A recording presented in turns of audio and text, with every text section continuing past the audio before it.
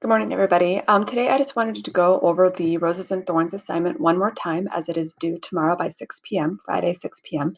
I just wanted to go over some things that I thought of and then some things that students brought up as well that were really good points. So, first of all, you are required to brainstorm an outline. The assignment sheet, which I have up here on the second page, has the brainstorm and the outline section. That is worth points.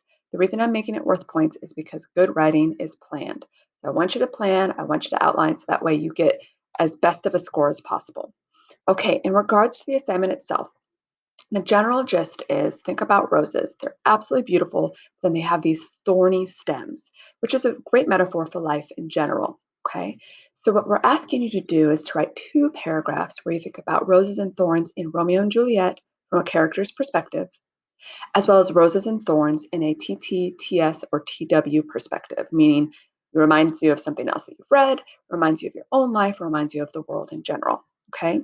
Now, some things that came up that I thought were really interesting was first of all, you don't have to use the metaphor of roses and thorns actually in your writing. You don't have to describe things that happen in Romeo and Juliet as the thorns of the situation.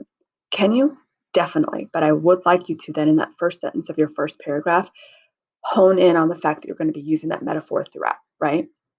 But you don't have to. You can talk about the beauties of life, the downfalls of human nature, those kinds of things that are more broad and less specific to the roses and thorns metaphor. So that was the first thing. Also, folks, your paragraphs can be molded in different ways. Some students are going to talk about the roses and thorns in Romeo and Juliet in paragraph 1, and then they're going to talk about the roses and thorns in a TTTSTW capacity in paragraph 2. Some students are going to do all the roses in paragraph 1. So they're going to talk about Romeo and Juliet and TTTSTW. And then paragraph 2, they're going to talk about all the thorns in Romeo and Juliet and then the TTTSTW thorns. How you mold it is up to you. Okay.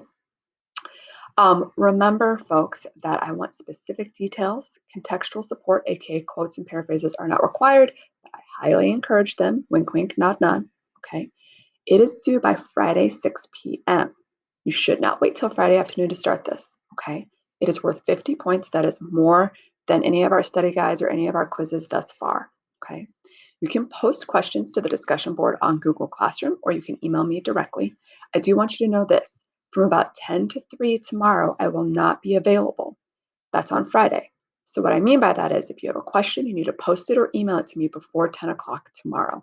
So that way I can get back to you and you have the day to take my advice and put together the best product possible. If you wait until 4 o'clock on Friday, you know what's going to happen, right? I'm going to have tech issues. You're going to have tech issues. I'm not going to be able to get back to you as quickly as you would like. These things happen. That's life. That's what happens to those of us who procrastinate. Trust me, I've learned from experience.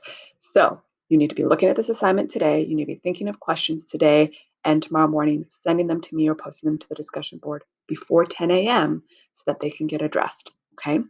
I wish you lots of luck on this assignment. Take your time, make it wonderful, and I will see you next class. Thanks.